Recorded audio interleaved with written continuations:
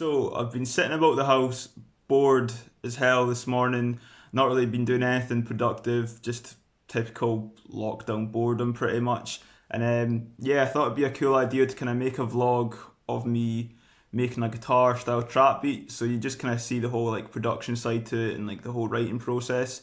So yeah, I'm gonna jump on the acoustic guitar, try and come up with a melody, and yeah, we'll go from there. So usually what I'll do to start off a beat like this is I'll just try and like come up with some sort of melody on a guitar and kind of base the whole thing around the guitar melody. Yeah, so I've not made up anything yet, so I'll just mess around and see if I can do anything. I kind of want it to be kind of like a sad emotional type thing, so it'll kind of be like kind of broken chords and shit like that. So.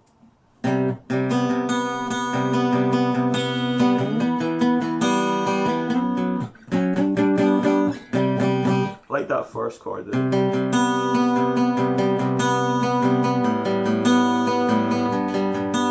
Even that sounds quite cool. Like, I'm trying not to make it overly complicated, just because I'll probably add in some lead guitar parts. So even something as simple as just yeah,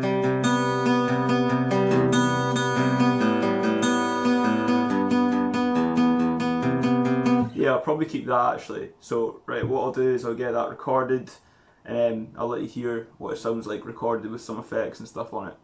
So the first thing that I've done is I've set the tempo for the song, so that's basically just like a metronome, so it keeps everything in time. So I've set it to 140 BPM, and yeah, so usually I make up the stuff on the acoustic guitar, but I record it with the electric, just because it sounds a lot cleaner through the thing that I'm using. You can put loads of nice effects and stuff on it. So yeah, I'll get that recorded now. So my way to record it now, you won't actually hear it because it's through the headphones, but yeah. 1, 2, 3, 4.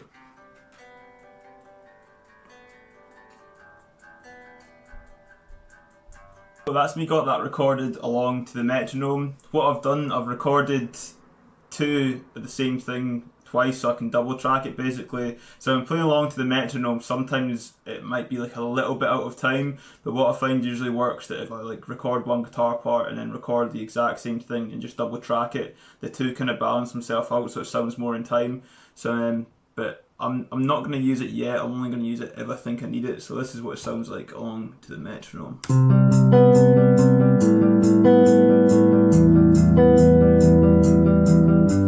Right, so that's it dry with like no effects. So first of all, I think I'm gonna add in some reverb, make it sound nice and spacey and like it's in a big hall basically. So let's see.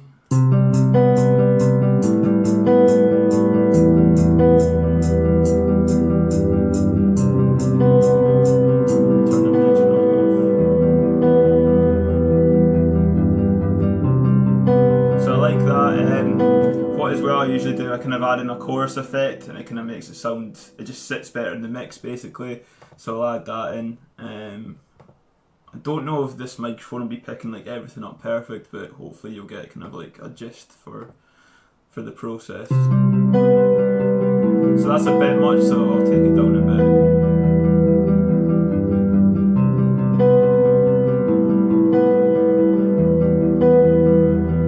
Right, so I'm happy with that. So next, I think I'll start, yeah, I'll just start adding in some bass, I think, some like really nice kind of low bass sounds. So yeah, I'll do that next. Right, so I've got a nice bass sound pulled up, so yeah, I'm just going to record it and basically just going to play the root notes of the guitar to match with it.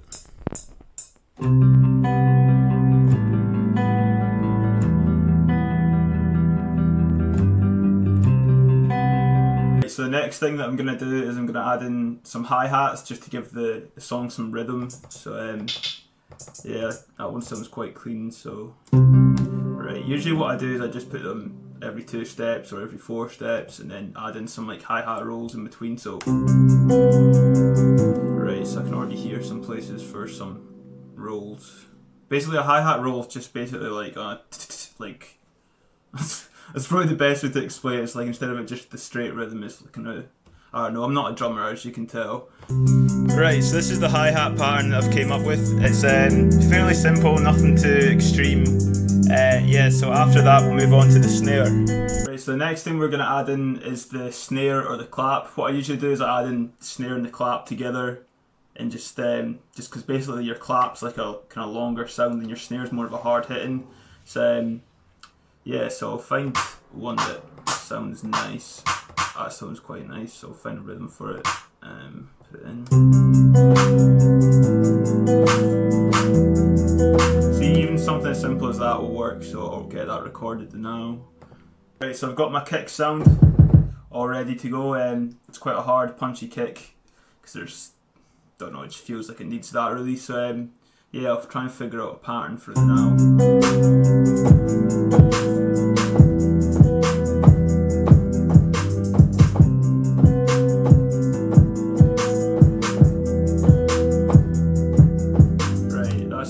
So I shall get that recorded. Right, so the next thing that I'm going to do is I'm going to add in a guitar melody over the top of it. So what I usually do is I just kind of like improvise till I find something that I like. So yeah, let's find out.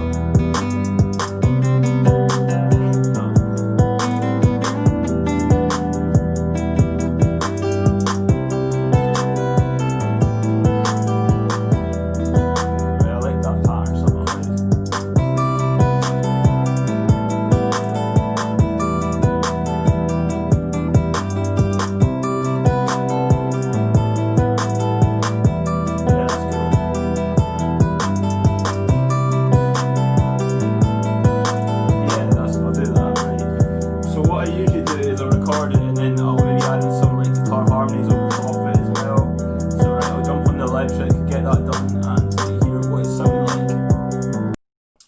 Right, so that's me finished making the lead guitar part for it. Yeah, so I've kind of put in two guitar parts here. One's a lead and one's kind of more just like, I don't know how to explain it, but I'll let you hear it. Yeah, so this is the first one by itself. So again, what I've done is I've recorded it dry without any effects, and as usual just stuck on some reverb. Yeah, in this second guitar part, it's kind of not so much a lead part. I just kind of wanted to create like a blending of like a sound. It's kind of like an atmosphere sort of sound, so it's got tons of reverb on it. Yeah, and it just creates a kind of nice spacey vibe to the tune. So with those two together, the tune is pretty much done, I reckon. Yeah, so I'll let you hear it. Pretty happy with how it turned out. Yeah, so I'll leave you with this.